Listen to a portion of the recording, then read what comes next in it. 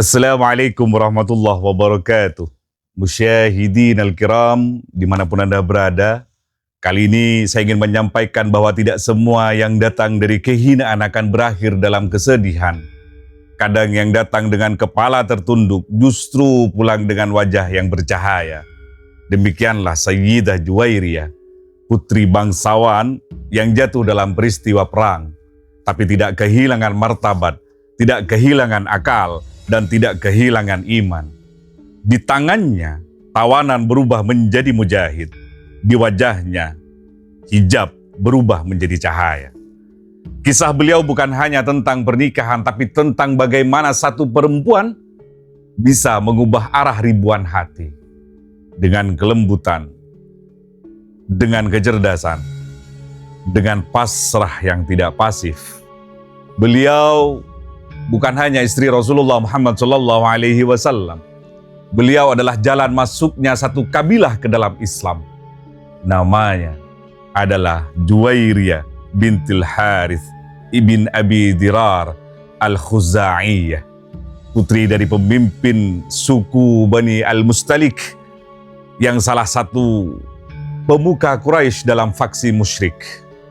Ayahnya, Al-Harith ibn Abi Dirar, adalah kepala kabilah yang tangguh, penuh karisma, dan disegani sebelum Islam datang mengurai kuasa lama. Juwairiyah lahir dalam kemewahan. Beliau dibesarkan di tengah kebangsawanan dan kedudukan, tapi Allah telah menuliskan kisah hidupnya dengan tinta yang berbeda. Bukan dengan kelapangan dunia, tapi dengan ujian yang akan membawanya pada kemuliaan abadi. Perang Banu al-Mustalik terjadi pada tahun ke-5 Hijriah, ketika suku mereka menyiapkan pasukan untuk menyerang Madinah secara diam-diam. Namun Rasulullah Muhammad SAW lebih dulu mengantisipasi dan menyerbu mereka. Pasukan Islam menang telak, dan banyak dari kabilah itu menjadi tawanan perang, termasuk Juwairiyah sendiri.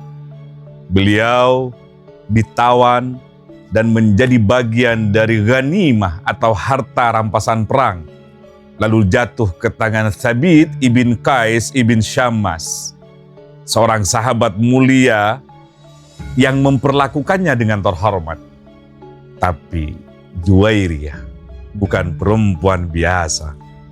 Dalam sunyi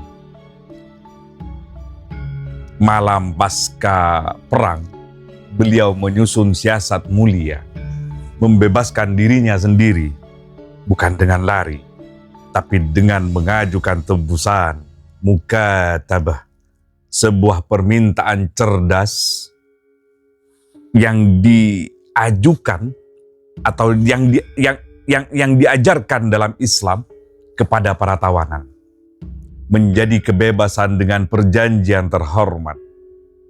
Maka Juwairiyah datang kepada Rasulullah Muhammad SAW dengan langkah ringan, dengan wajah yang masih menelan derita, dan berkata, "Ya Rasulullah, aku adalah Juwairiyah binti Al-Harith, pemimpin Banu Al-Mustalik.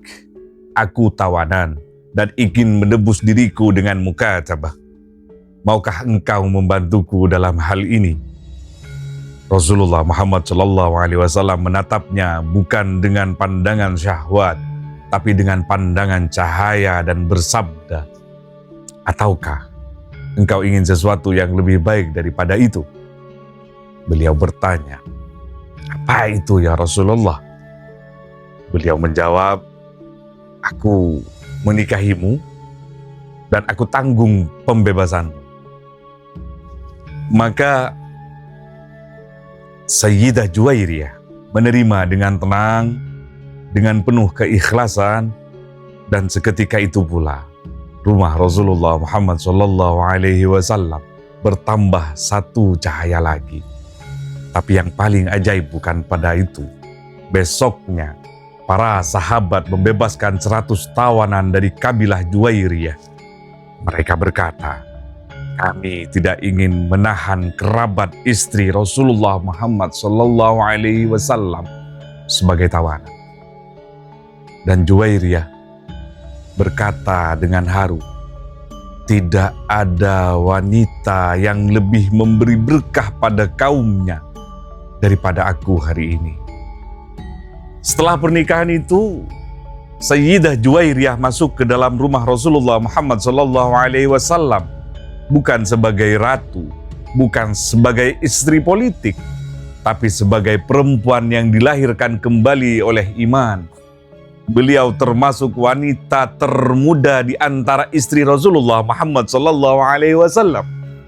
Namun kedewasaannya melampaui usianya. Beliau tidak dikenal karena kelakar seperti Sayyidah Hafsah.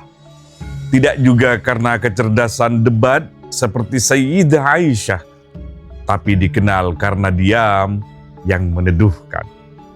Doa yang panjang. Zikir yang penuh dengan ketulusan.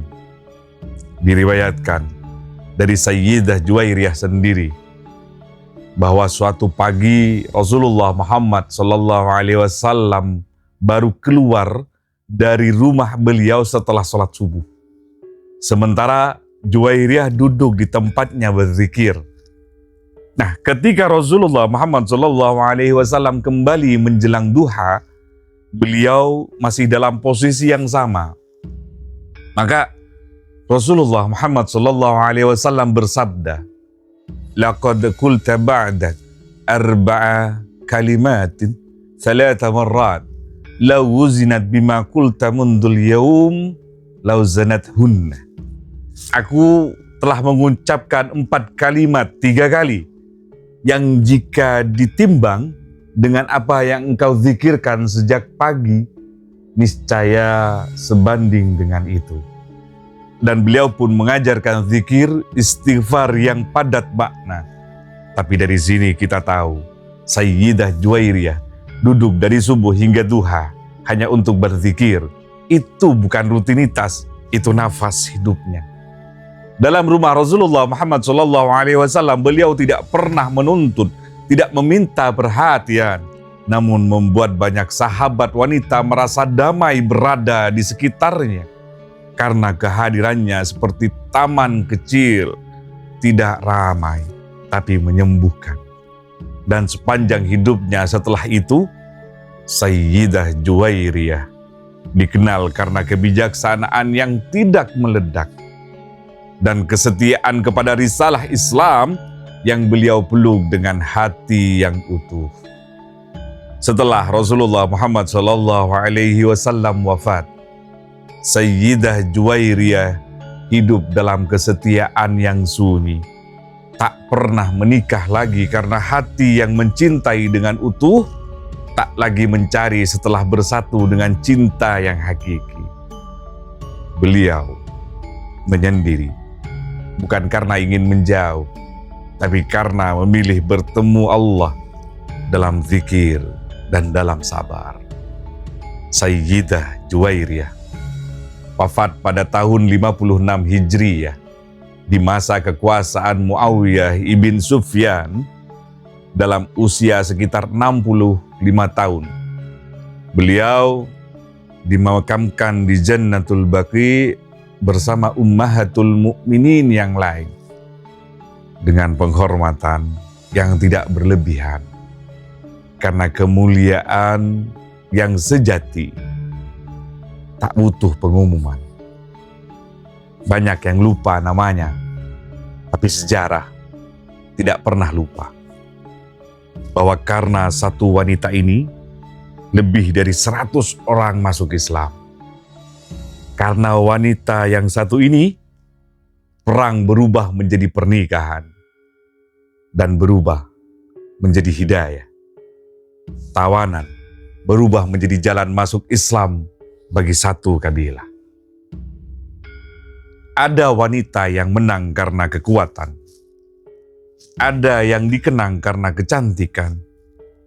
Tapi Sayyidah Juwairiyah dikenang karena keputusannya yang diam-diam mengubah sejarah.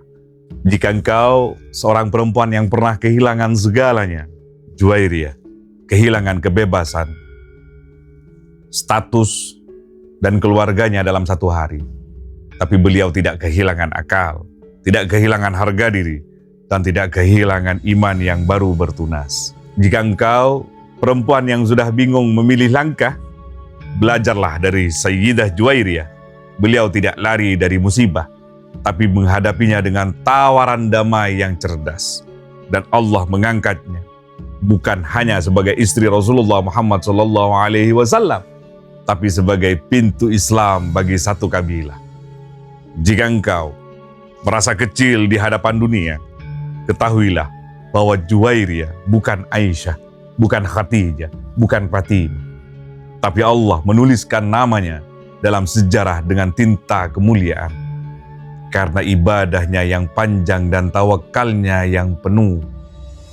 Jika engkau mencari kekuatan dalam kesunyian, cukup lihat Sayyidah Juwairiyah duduk berzikir dari subuh hingga duha, tidak menyuruh, tidak menuntut, dan tidak bersuara, tapi di bumi langit mencatatnya, dan di langit bumi meneladani ketenangannya.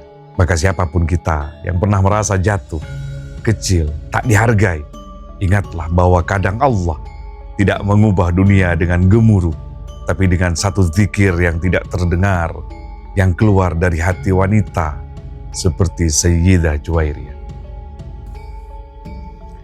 Alhamdulillahilladzi yaj'alul barakah fis samt wal izza fit taslim wal fathu fid du'a alladzi la yasmu illa minas sama. Segala puji bagi Allah yang menaruh keberkahan dalam diam, kemuliaan dalam penyerahan, dan kemenangan dalam doa yang tak terdengar kecuali oleh langit. Salamun 'alal lati kharajat minal qalb ilal qurbi wa minal hawani ilal huda wa sarat nuran yuhtada fid dujaj.